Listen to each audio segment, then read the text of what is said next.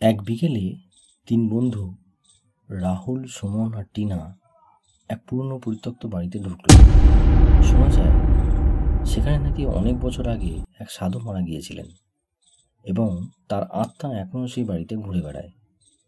এই ভূতের গল্প শুনে তাদের মধ্যে সবচেয়ে সাহসী রাহুল প্রথমে বাড়ির ভেতরে গেল।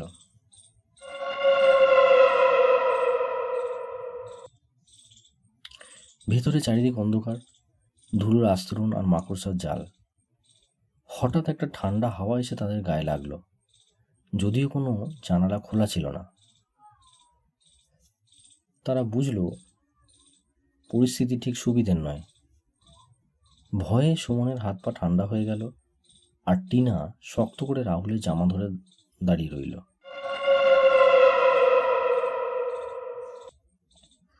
তারা প্রথম ঘরে ঢুকতেই দেখলো মেঝেতে একটা পুরনো ডায়েরি পড়ে আছে। ডায়েরিটা খুলতেই পাতাগুলো নিজে থেকেই উল্টোতে শুরু করলো। ডায়েরির পাতায় লেখা ছিল কিছু অদ্ভুত মন্ত্র। সুমন ফিসফিস করে বলল, এটা নিশ্চয়ই সেই সাধুর ডায়েরি, এখানে নিশ্চয়ই কিছু আছে। হঠাৎ তাদের সামনেই একটা পুরনো লণ্ঠন নিজের থেকে জ্বলে উঠল। লণ্ঠনের আলোয় তারা দেখতে পেল একটা মূর্তি, যেটা চোখ থেকে লাল আলো বেরোচ্ছে। টিনা চিৎকার করে উঠল, বলে উঠল, পালাও। কিন্তু দরজার বাইরে থেকে একটা ভারী আওয়াজ শুনতে পেল তারা, যেন কেউ দরজাটা বন্ধ করে দিয়েছে।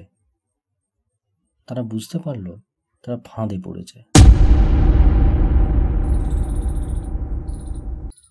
লাল চৌকোলা মূর্তিটা থেকে একটা গম্ভীর কণ্ঠস্বর ভেসে এলো, তোমরা আমার ঘুম ভাঙিয়েছ, এবার তোমাদের শাস্তি হবে। ভয়ে টিনা আর সুমন জড়সড় হয়ে দাঁড়িয়ে রইল। কিন্তু রাহুল দেখল মূর্তির পেছনে একটা ছোট্ট সিন্দুক। সে বুঝতে পারল এই সিন্দুকের মধ্যেই হয়তো সাধুর শক্তি লুকিয়ে আছে। রাহুল সাহসের সঙ্গে এগিয়ে গিয়ে সিন্দুকটা খুলতেই দেখল তার ভেতরে একটা ছোট পিতলের মূর্তি। সেই মূর্তিটা সে হাতে নিল, অমনি লণ্ঠন নিভে গেল এবং মূর্তিটার চোখ থেকে লাল আলো বন্ধ হয়ে গেল। রাহুল বুঝতে পারল সে কাজটা ঠিকই করেছে। এই পিতলের মূর্তিটাই ছিল সাধুর শক্তি। হঠাৎ করেই দরজাটা খুলে গেল এবং বাইরে ঝলমলে রোদ এসে পড়ল। তারা বুঝতে পারল তারা বিপদ থেকে মুক্ত হয়েছে।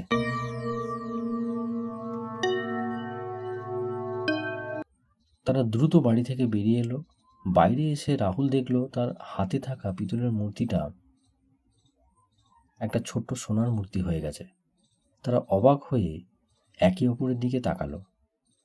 সেই দিনের পর থেকে তারা আর কোনোদিন ওই বাড়ির ধারে কাছে যায়নি, কিন্তু সেই অ্যাডভেঞ্চারের গল্পটা তারা আজও ভুলতে পারেনি।